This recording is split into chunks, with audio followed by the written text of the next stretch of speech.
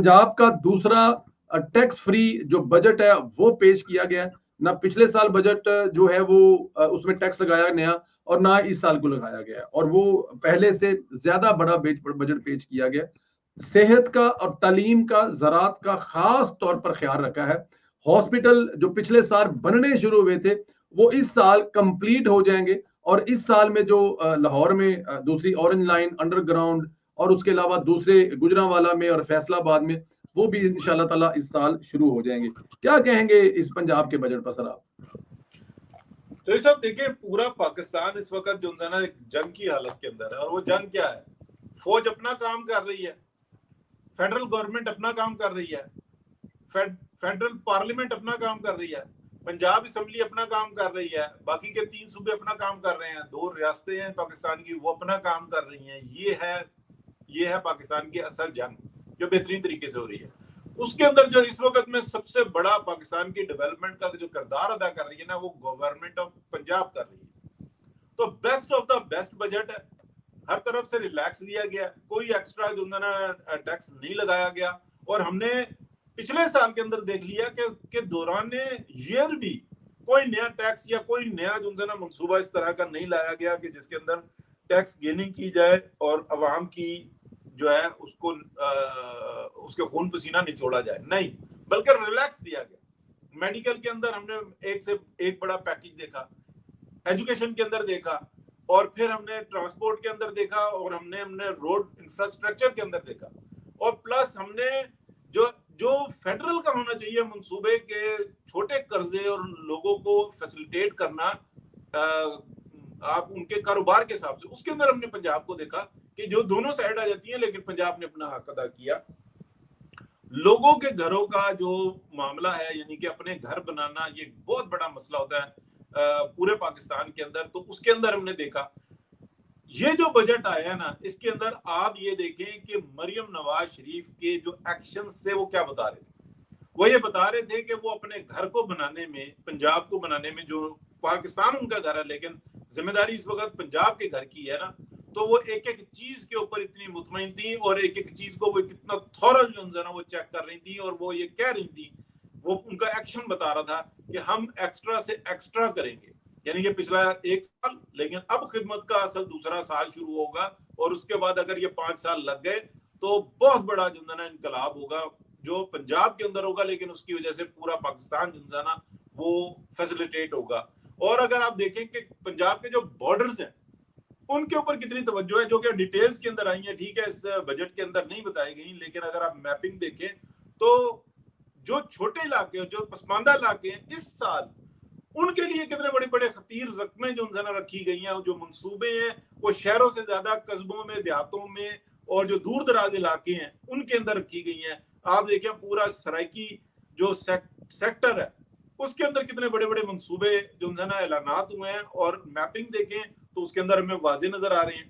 क्योंकि हमारे यहाँ शहरों के अंदर एक इंफ्रास्ट्रक्चर बना हुआ था, वो और बेहतर हुए हैं, और वो और ज्यादा खूबसूरत होंगे, इसलिए कि वो खुदरो हो जाते हैं ना। एक चीज की साफ सफाई रखो, खुदरो हो जाती है। ये है वो बुनियादी फर्क जो कि पंजाब को डिफरेंशिएट करता है। लेकिन मैं यहाँ पे एक जरूर बात कहूंगा, जो इस वक्त में हुकूमत में नहीं है, ख्वाजा साद रफीक, उनकी आप ट्वीट्स देखें, उनके मैसेजेस देखें कि नहीं यार, ये अब इल्जाम लगाना पंजाब के ऊपर छोड़ दो, ये कोई तरीकाकार नहीं है। अपनी नाहलियों नलायकियों का और अपनी लूट मार का इल्जाम आप पंजाब के ऊपर लगाते हो, बजट आपके पास पंजाब से ज्यादा होता है फीकस फर्द के हिसाब से, तो एक्सीलेंट ऑफ द एक्सीलेंट है। लेकिन यहाँ पे चोई साहब आपसे भी मैं एक जरूर सवाल करूंगा कि ये इतना बड़ा जो एक आप कह लें कि जिम्मेदारी जो पंजाब हुकूमत ने उठाई है, और जो जिस तरीके कार से चल रहे हैं, मियां नवाज शरीफ का कितना इसमें इंटरेस्ट है फेडरल के अंदर, पंजाब के अंदर, और इसके अलावा फेडरल और पंजाब और जो दीगर जो सेक्टर्स हैं हमारे जिसके अंदर फौज भी आ जाती है, क्या कॉम्बिनेशन चल रहा है? आपके पास क्या इत्तलात है? मुझे आप सिर्फ एक इसका 2 लाइनों में जवाब यह है कि जो इतनी बड़ी बड़ी कामयाबियां हैं इससे पहले जो कभी भी पाकिस्तान में किसी ने हासिल की है, नवाज शरीफ के अलावा कभी किसी ने हासिल की है इतनी बड़ी बड़ी कामयाबी? बुनियाद तो उन्होंने बस, तो बस यही मेरे सवाल का जवाब है। यही आपकी पूरी इतने लंबे जोड़े सवाल का 2 लाइनों में जवाब है कि इससे पहले क्यों नहीं ले रहे हैं सर सर क्रेडिट एक वक्त आता है जब आपको क्रेडिट की जरूरत नहीं होती। आपने देखा है इस मुल्क में, यूरोप में, जहां पे आप रह रहे हैं, मैं रहा हूं, 65 साल की उम्र तक लोग काम करते हैं, उसके बाद वो काम करते हैं, तनख्वाह नहीं लेते। पता है आपको यूरोप में कि काम करते हैं वो। मैं एक दिन नीचे यहाँ पे खड़ा था, तो यहाँ पे मैंने देखे 3-4 लोग जो है वो, उनकी उम्रें होंगी 70-72 साल, तो वो यहाँ पे खड़े थे मेरी गाड़ी के पास, तो वो कुछ कर रहे थे। मैंने कहा खैर खैरियत तो है? कहते यार हम लोग ना मतलब कि अपना वो रिटायर्ड है, तो हम लोग अभी उसको इंग्लिश में क्या कहेंगे कि विदाउट मनी पेमेंट पे काम कर रहे हैं। सिटी काउंसिल ने हमें कुछ टारगेट दिए हैं कि इस इलाके की फलां फलां चीजें कैसे बेटर कर, तो हम लोग, तो मैंने कहा बगैर, हाँ करें, नहीं तनख्वाह नहीं लेनी, हमने तनख्वाह के बगैर कर रहे हैं, हम चाहते हैं यहाँ पे ऐसे हो, बच्चों के लिए ये हो वो हो। हम अपनी सजेशन जो है वो इस पे 2 महीने काम करने के बाद इस इलाके को दे देंगे, और उसके बाद फिर वो सिटी काउंसिल जाने, उनका काम जाने, हमारा इतना ही काम है। तो तनख्वाह लेने की भी एक वक्त होती है, क्रेडिट लेने का भी एक वक्त होता है, एक उम्र होती है। अब क्रेडिट जो लेना है वो मरियम नवाज ने लेना है। आज जो इतने बड़े बड़े कारनामे मरियम नवाज के सर पे आ रहे हैं ना, वो मरियम नवाज के सर पे रखे जा रहे हैं। शहबाज शरीफ साहब जब के दौरे हुकूमत में दूसरी दफा ये हुआ है। मैंने खुर्रम दस्तगीर साहब की एक बात उन्हें कह दी कि पसंदीला साहब, ये दूसरी दफा है कि पाकिस्तान में किसी भी जीत का बड़ा मजा आया है। मैंने कहा जी कौन कौन सी दो? उन्होंने कहा जी एक 28 मई 1998 में जब नवाज शरीफ ने धमाके किए थे, और एक 10 मई को जब उसके छोटे भाई ने हिंदुस्तान को घुटने टेकने के सिर्फ 4 घंटे में मजबूर कर दिया था। तो ये क्रेडिट नवाज शरीफ का ही है, बिल वास्ता या बिला वास्ता, उनका कोई नाम लेके दे, उनके को बगैर नाम लेके दे, क्रेडिट नवाज शरीफ का ही है। आज जो भी हो रहा है, जिस तरह भी हो रहा है, हाफिज आसम मुनीर साहब के नाम पर क्या क्या नहीं हुआ, कौन कौन दरमियान में नहीं कूदे, किस किस ने कोशिश नहीं की ये ना हो। लेकिन नवाज शरीफ का क्या फैसला था कि जो सबसे पहले नंबर वाला है, हमने बहुत करके देख लिया, चौथा, पंजवां, दूसरा, तीसरा, इस दफा जिसका राइट है, जो पहले नंबर पर है, अल्लाह का नाम लेके लगाए उसको, और देख लीजिए चॉइस देख ली आज आपके सामने है।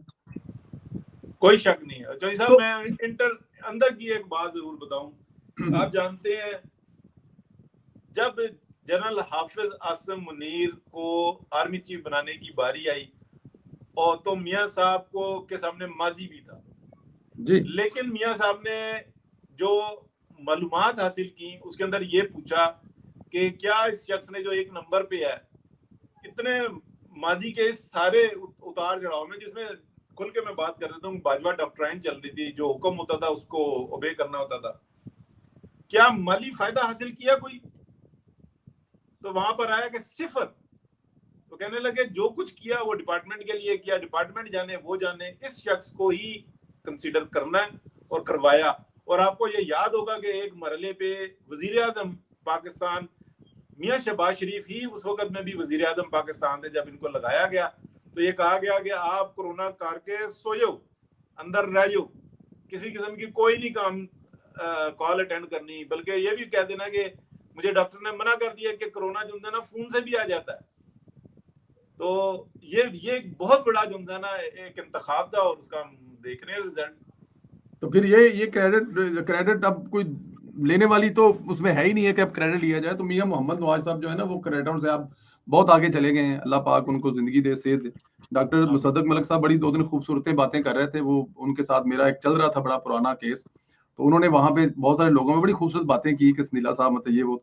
मैंने कहा डॉक्टर साहब, आपकी कायदे मोहतरम मियां मोहम्मद नवाज साहब से प्यार करते हैं, इसलिए हमें आपसे बड़ी मोहब्बत है, आपको 7 खून भी माफ है। तो वो उन्होंने फिर भी इसमें कहा यार इसमें भी कायदे मोहतरम। मैंने कहा जी आप कायदे मोहतरम से कितना प्यार करते हैं, $1.5 लाख महीने का कमाने वाले बंदे हैं, और पाकिस्तान में आकर कह रहे हैं यार ये बात तो ठीक कह रहे हैं आप, इसमें तो कोई शक नहीं। वो इंसान ही ऐसे जो एक दफा उनसे मिल लेता है, जो एक दफा उनके साथ बैठ जाता है, जो एक दफा उनके साथ काम।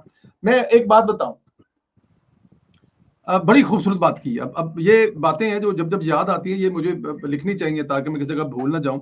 वो मियां साहब जब ड्यूटी देते थे ना, कोई वजारत देते थे, तो वो कहते थे 2 चीजें बताते थे कि ये चीजें करके मेरे पास लानी है और ये चीजें नहीं करनी है। मतलब शाहिद खान अब्बासी साहब को जब उन्होंने वजीर बनाया ना पेट्रोलियम का, तो उन्होंने कहा कि ए काम करना है जेड़ा कि पेट्रोल जेड़ा है इस कीमत लेके आना है, तो एक चीज जो मेरे पास कभी लेकर नहीं आनी शाहिद खान अब्बासी को, और लेके आओगे तो शर्मिंदा होगे, ना लेके आना कि प्राइस पेट्रोल की बढ़ानी है, ये मेरे पास ना लेके आना, शर्मिंदा होगे, पेट्रोल नहीं बढ़ेगी, प्राइस नहीं बढ़ेगी। तो ये था तरीकाकार नवाज शरीफ का काम करने का। तो इस जैसा कि कई वाकई डॉक्टर मुसद्दक मलिक साहब ने सुनाए, उन्होंने अपने बारे में भी बताया कि यार ये तो ये मतलब ये बहुत बड़ी बात है सर कि पेट्रोल की कीमत का बढ़ाने का मेरे पास लेके कभी नहीं आना, शर्मिंदा हो जाओगे क्योंकि नहीं बढ़ानी मैंने, और कम करनी है इस प्राइस पे लेके आना, ये तुम्हारी जिम्मेदारी, जाके इस पे लग जाओ, ये काम करना है तुमने। तो जब काम करने वाले, और मैं डॉक्टर सदम साहब एक दफा कहते हैं कि मैंने पता नहीं कोई बात होगी तो कह रहे यार मैं 14 साल के बाद इंग्लैंड आया हूँ। मैंने कहा जी 14 साल के बाद? यार शहबाज शरीफ साहब जो है ना वो छुट्टी देते वक्त सोचते हैं कि उनकी जाती जेब से कुछ चीज निकल के जा रही है जो उनकी दौलत में कमी आ जाएगी, छुट्टी देने में उनका इतना हाथ तंग है। तो यहाँ पे निकलना और पाकिस्तान से कहीं जाना शहबाज शरीफ साहब के साथ काम करते हुए बड़ा मुश्किल काम है। रात को 9 साढ़े 9 बजे वो चले जाते हैं, जाके जितने बजे भी सोते हैं, सुबह 4:30 बजे उनका पहला मैसेज आ जाता है कि 7 बजे कौन सी मीटिंग है, और फिर वो 7 बजे उस मैसेज का जवाब भी देखना चाहते हैं। तो उन्हें आपने 3 दिन का टारगेट दे दिया काम करने का, और 1.5 घंटे में चाहते हैं कि इस बात का जवाब दो जो मैंने 4:30 बजे जो मैसेज किया था। तो ऐसे बंदे तो कह रहा है वो खुद भी नहीं सोते, और उनके साथ काम करना। सुबह देखें हम 6 बजे, 6:30 बजे, 7 बजे पहली मीटिंग जो है स्टार्ट हो जाती है, उसमें 3 मीटिंगों में, 4 मीटिंगों में, अल्लाह बेहतर जानता है, जैसे चाहे वहीं पे शाम को 6, 6:30, 7 बजे तक। तो ये टोटल उनकी जिंदगी है। तो अल्लाह पाक जो क्रेडिट है वो उनको देता रहेगा, खुदा की जात देती रहेगी। बट एनी हाउ, मैं बहुत सारी ऐसी चीजें हैं जो जैसे जैसे याद आती जाएंगी मुख्तलिफ वीलॉग में बताते जाएंगे। बड़ा अच्छा टाइम स्पेंड हुआ है। अच्छा साहब, थैंक यू वेरी मच। अल्लाह पाक सलामत रखे, खुश रखे। बहुत शुक्रिया जोशी साहब। सबसे ज्यादा मैं आखिर में जरूर कहूंगा कि ये ब्रसल्स का आपका जो दौरा है ना, वो वेल इन्फॉर्म रख रहा था पब्लिक को, और वो रिपोर्ट्स जो थी ना बहुत सारी आगे जगहों पे जा रही थी, जो कि आप खुलकर बयान कर रहे थे और वजह और दो टोक बयान कर रहे थे। तो बहुत शुक्रिया। इसमें बहुत सारे लोग समझते हैं शायद ये फ्री में हो जाता है, नहीं, ये अल्लाह पाक ने दिया हुआ है, और इसका जो रिगार्ड है ना वो भी अल्लाह ताला की जात हो गए। काम कारोबार घर छोड़कर और जाना, ये खिदमत है, ये आसान काम नहीं है, जो बस अल्लाह पाक ने चुना हुआ है, ये उसकी मेहरबानी है। तो बहुत शुक्रिया जोशी साहब। थैंक यू अच्छा साहब, thank you very much, thank you जी, थैंक यू, अल्लाह हाफिज जी, all of you, thank you very much जी, अल्लाह हाफिज, अल्लाह हाफिज।